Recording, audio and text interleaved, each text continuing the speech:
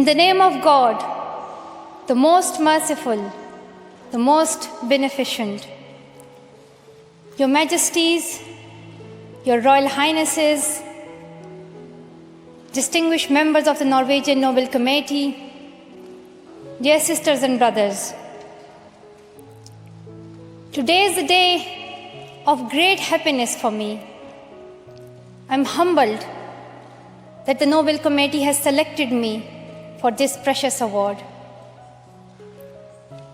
Thank you to everyone for your continued support and love.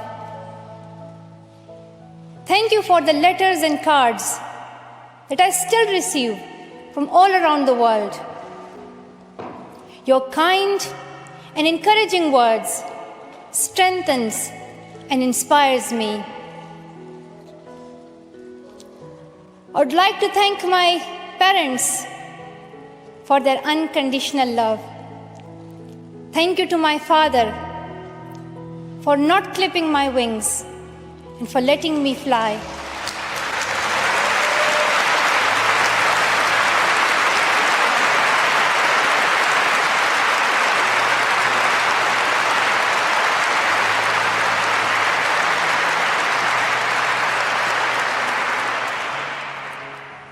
Thank you to my mother for inspiring me to be patient and to always speak the truth, which we strongly believe is the true message of Islam.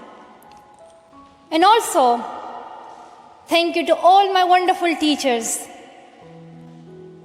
who inspired me to believe in myself and be brave.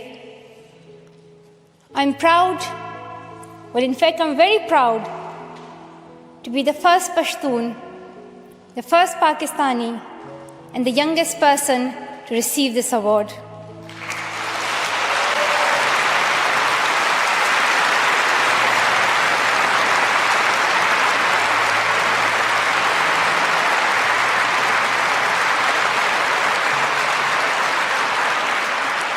Along with that, I'm pretty certain that I'm also the first recipient of the Nobel Peace Prize who still fights with her younger brothers. I want there to be peace everywhere, but my brothers and I are still working on that.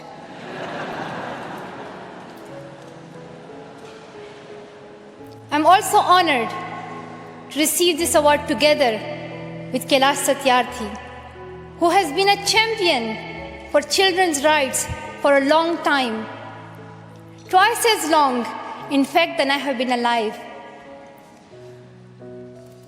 I'm proud that we can work together. We can work together and show the world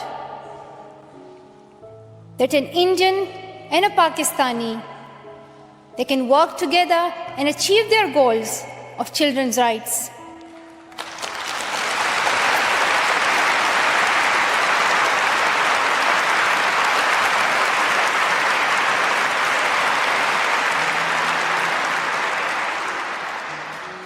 Dear brothers and sisters, I was named after the inspirational Malala of Maiwand, who is the Pashtun Joan of Arc.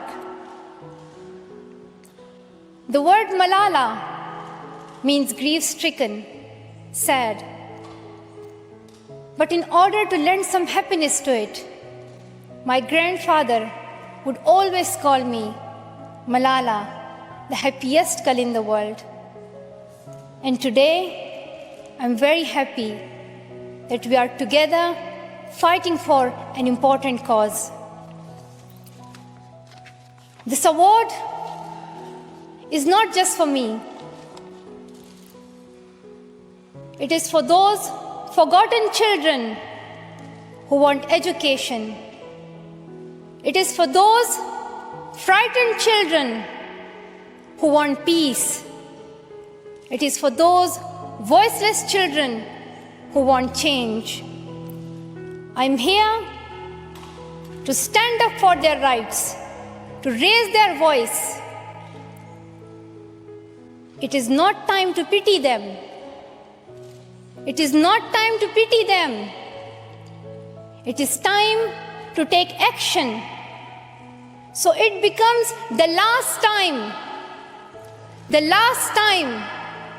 So it becomes the last time that we see a child deprived of education.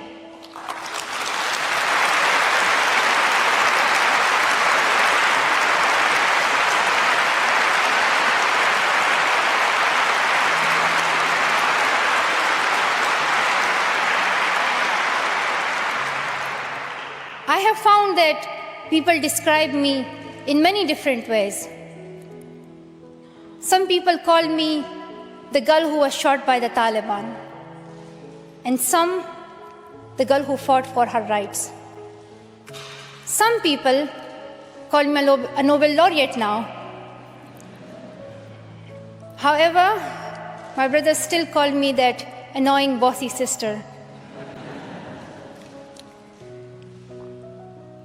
As far as I know, I'm just a committed and even stubborn person who wants to see every child getting quality education, who wants to see women having equal rights, and who wants peace in every corner of the world.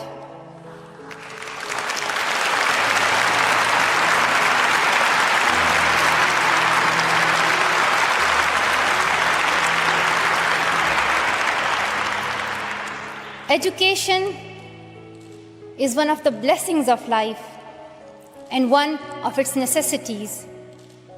That has been my experience during the 17 years of my life. In my paradise home, Swat, I always loved learning and discovering new things. I remember when my friends and I would decorate our hands with henna on special occasions. And instead of drawing flowers and patrons, we would paint our hands with mathematical formulas and equations. We had a thirst for education. We had a thirst for education because our future was right there in that classroom. We would sit and learn and read together. We loved to wear neat and tidy school uniforms. And we would sit there with big dreams in our eyes. We wanted to make our parents proud and prove that we could also excel in our studies and achieve those goals which some people think only boys can. But things did not remain the same. When I was in Swat, which was a place of tourism and beauty, suddenly changed into a place of terrorism. I was just 10 that more than 400 schools were destroyed. Women were flogged. People were killed. And our beautiful dreams turned into nightmares. Education went from being a right to being a crime. Girls were stopped from going to school. We could not just stand by and see those injustices of the terrorists, denying our rights, ruthlessly killing people, and misusing the name of Islam. We decided to raise our voice and tell them, have you not learned that in the Holy Quran Allah says, if you kill one person, it is as if you kill the whole humanity? Do you not know that Muhammad, peace be upon him, the Prophet of mercy, he says, do not harm yourself or others. And do you not know that the very first word of the Holy Quran is the word Iqra, which means read? The terrorists tried to stop us and attacked me and my friends who are here today on our school bus in 2012. But neither their ideas nor their bullets could win. We survived. And since that day, our voices have grown louder and louder.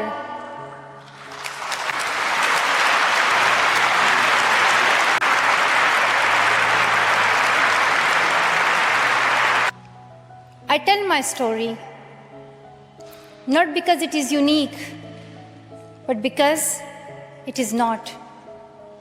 It is the story of many girls. Today, I tell their stories too. I have brought with me some of my sisters from Pakistan, from Nigeria, and from Syria who share this story. My brave sisters, Shazia and Kainat, who were also shot that day on our school bus. But they have not stopped learning. And my brave sister, Kainat Somro, who went through severe abuse and extreme violence. Even her brother was killed, but she did not succumb. Also my sisters here, whom I have met during my Malala Fund campaign. My 16-year-old courageous sister, Mozoon, from Syria, who now lives in Jordan as a refugee. And she goes from tent to tent, encouraging girls and boys to learn. And my sister, Amina, from the north of Nigeria, where Boko Haram threatens and stops girls and even kidnaps girls just for wanting to go to school. Sometimes people like to ask me, why should girls go to school? Why is it important for them? But I think the more important question is, why shouldn't they? Why shouldn't they have this right to go to school? Dear brothers and sisters, today, in half of the world, we see rapid progress and development. However, there are many countries where millions still suffer from the very old problems of war, poverty, and injustice. We still see conflicts in which innocent people lose their lives and children become orphans. We see many people becoming refugees in Syria, Gaza, and Iraq. In Afghanistan, we see families being killed in suicide attacks and bomb blasts. Many children in Africa do not have access to education because of poverty. And as I said, we still see girls who have no freedom to go to school in the north of Nigeria.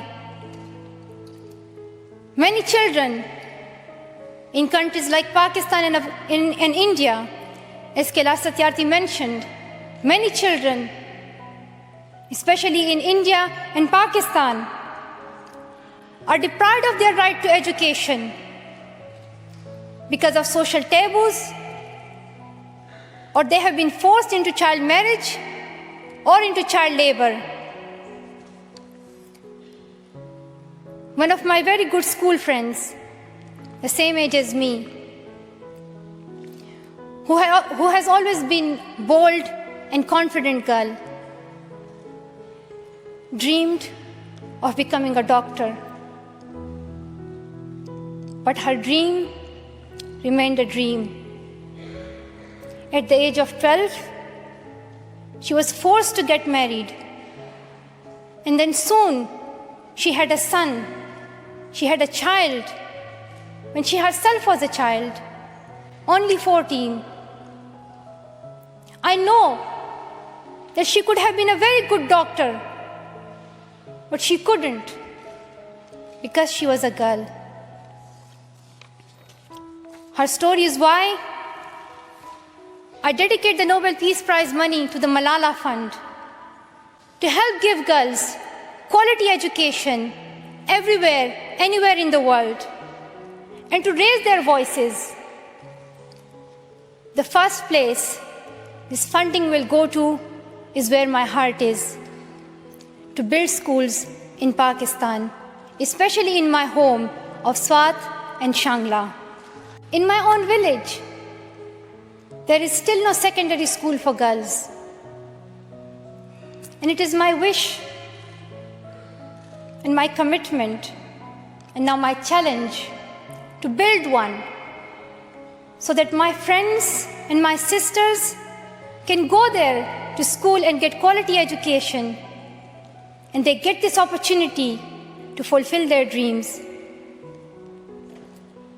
This is where I will begin, but it is not where I will stop. I will continue this fight until I see every child in school. Dear brothers and sisters, great people who brought change, like Martin Luther King and Nelson Mandela, Mother Teresa and Aung San Suu Kyi, once stood here on this stage. I hope the steps that Kailash Satyarthi and I have taken so far and will take on this journey will also bring change, lasting change. My great hope is that this will be the last time. This will be the last time we must fight for education. Let's solve this once and for all. We have already taken many steps. Now it is time to take a leap. It is not time to tell the world leaders to realize how important education is. They already know it. Their own children are in good schools. Now it is time to call them to take action for the rest of the world's children. We ask the world leaders to unite and make education their top priority. 15 years ago, the world leaders decided on a set of global goals, the Millennium Development Goals. In the years that have followed, we have seen some progress. The number of children out of school has been halved, as Kailash Satyarthi said. However, the world focused only on primary education, and progress did not reach everyone. In year 2015, representatives from all around the world will meet in the United Nations to set the next set of goals, the Sustainable Development Goals. This will set the world's ambition for the next generations. The world can no longer accept that basic education is enough. Why do leaders accept that for children in developing countries, only basic literacy is sufficient when their own children do homework in algebra, mathematics, science, and physics? Leaders must seize this opportunity to guarantee a free, quality, primary and secondary education for every child. Some will say this is impractical, or too expensive, or too hard, or maybe even impossible. But it is time the world thinks bigger. Dear sisters and brothers, the so-called world of adults may understand it, but we children don't. Why is it that countries which we call strong are so powerful in creating wars, but are so weak in bringing peace? Why is it? Why is it that giving guns is so easy, but giving books is so hard? Why is it? Why is it that making tanks is so easy, but building schools is so hard? We are living in the modern age, and we believe that nothing is impossible. We have reached the moon 45 years ago, and maybe we'll soon land on Mars. Then, in this 21st century, we must be able to give every child quality education.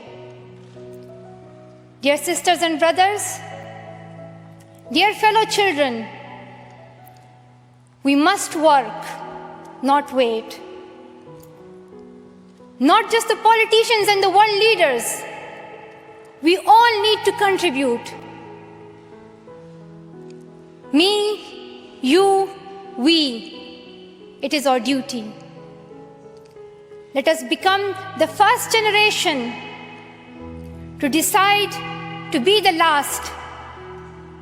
Let us become the first generation that decides to be the last, that sees empty classrooms, lost childhoods, and wasted potentials.